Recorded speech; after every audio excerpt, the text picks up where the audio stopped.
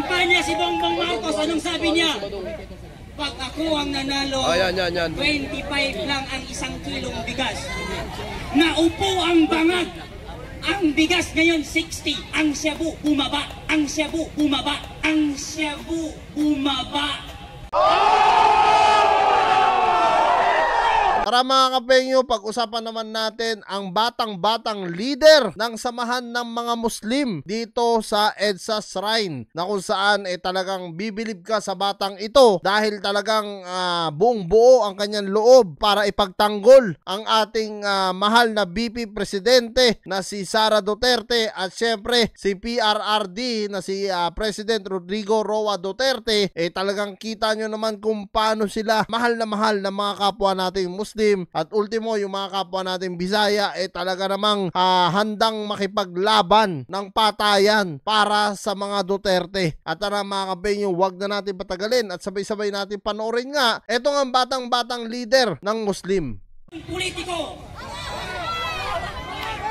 Ngayon, nakita nyo naman nung tinamaan ng bagyo ang Pilipinas sa Bicol.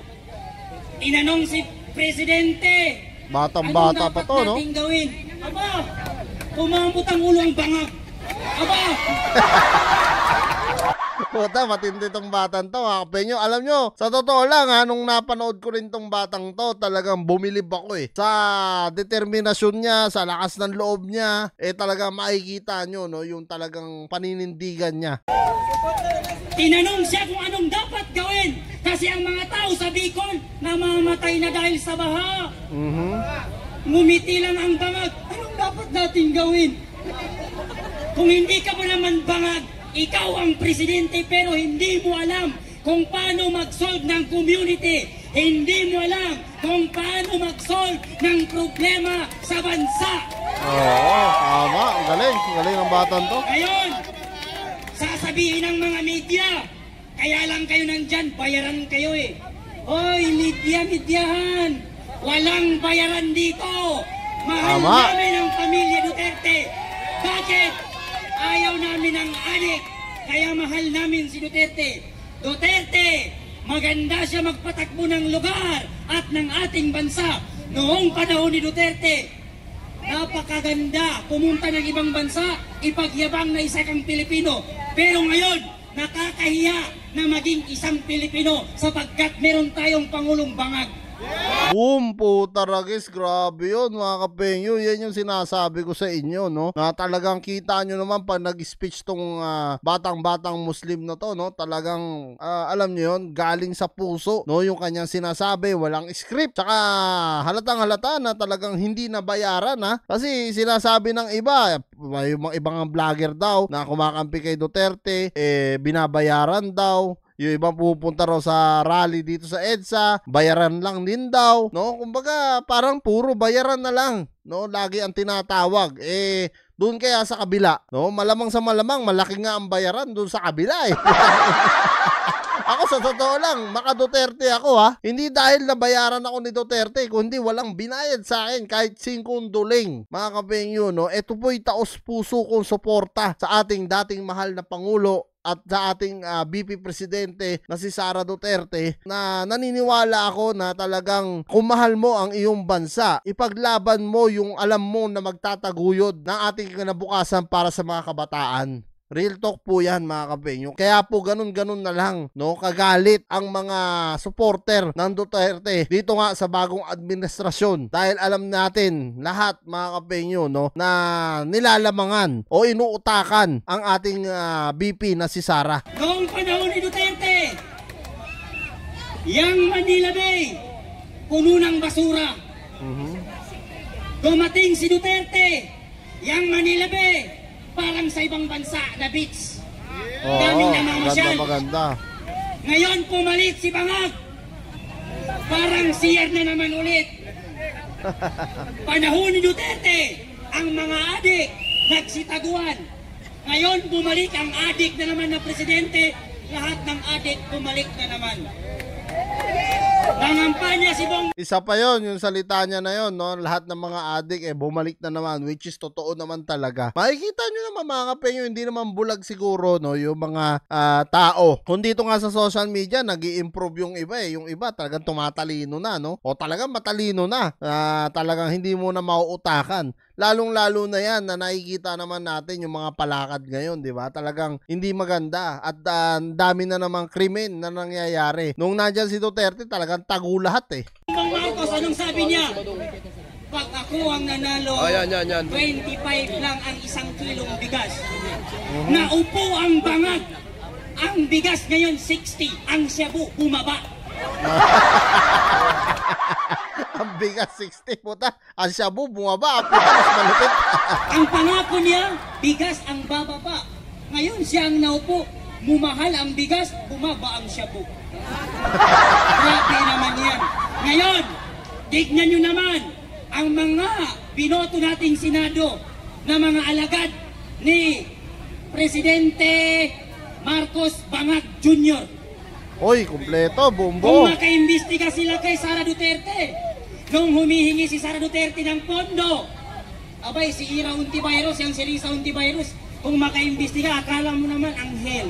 Oo. Ikaw ang tanungin namin ni Lisa Ontiveros, yung kinurakot mo, yung ninakaw mo, na 90 billion sa PhilHealth, saan mo pinunta?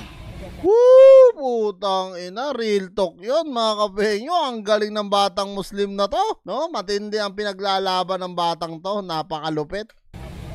Tapos kung makaimbestiga ka, akala mo malinis ka? Isa kang crocodile na malaki. Tapos yang si Tambaluslos naman, Martin Romualdez na parang elepante.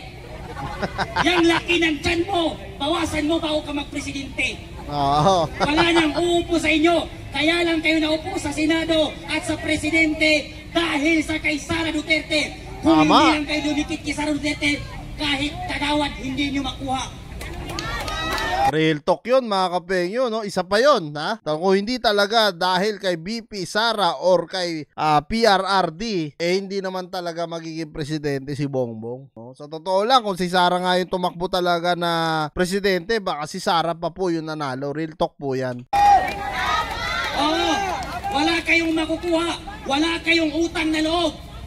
Yang tatay ni Marcos na si Ferdinand Marcos, ilang presidente ang dumaan, namatay ang tatay mo, hindi nila nailibing kasi ayaw ng taong bayan. Dumating si Duterte sa pagkapangulo, ipinalibing ang tatay mong bangag ka. Ngayon, ikaw ay Grabe yun, no? Puta, diretsahan talaga, ha? Bangag ka, no? dumikit ki sa Duterte, nanalo ka dahil sa kawalang hiyan mo at wala kang utang na loob. Nung naupo ka, tinrider mo ang pamilya Duterte. Ngayon, Tama. lahat ng anti-Duterte, alam nyo na ang meaning yan. Ibig sabihin, adik yan.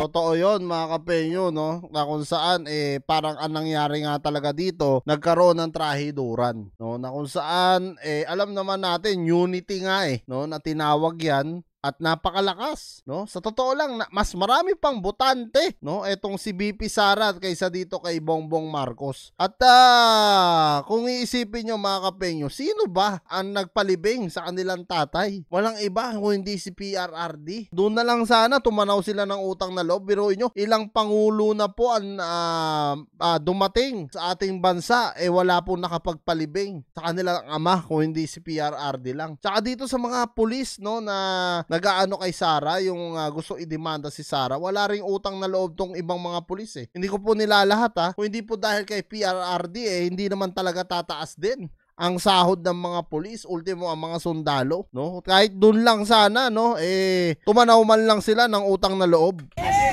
Pag ang tao galit sa kay Duterte, adik yan. Tama. Pag ang Senado galit kay Duterte, adik yan. Pag ang mga congressman sa representative ng House Committee galit kay Duterte, adik din yan. Kaya lahat ng galit kay Duterte, ayaw kay Adik. Duterte, matik na yan, adik yan lahat, pati ang kanilang Pangulo. Diba?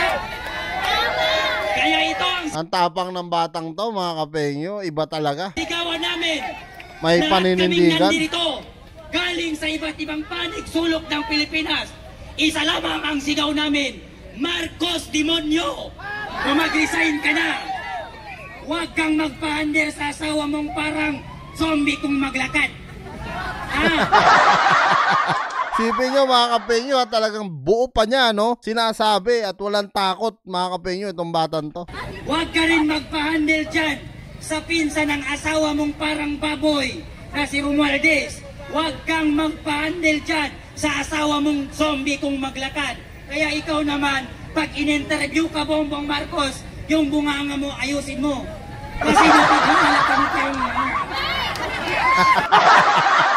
Ang galing mga kapenyo, sa totoo lang matutuwa ka sa batang to, no? Na kung saan iba yung prinsipyo at paninindigan niya. Ito yung talaga mga solid Duterte, no, na sumusuporta sa ating dating Pangulo. At talagang naniniwala ako mga kapenyo, no, na talagang manindigan lang tayo para sa susunod na ating presidente. Alam ko naman na talagang mananalo't mananalo pa rin si BP Sara. Kahit anong batikos ang gawin nila, kahit anong paninira ang gawin nila sa pamilya Duterte, pero yung nagawa talaga ng Duterte family sa ating bansa talagang history na, no? At talagang hindi natin malilimutan yan. Kaya ang suporta natin talagang hanggang dulo to mga kapenyo. Sana ganun din po kayo.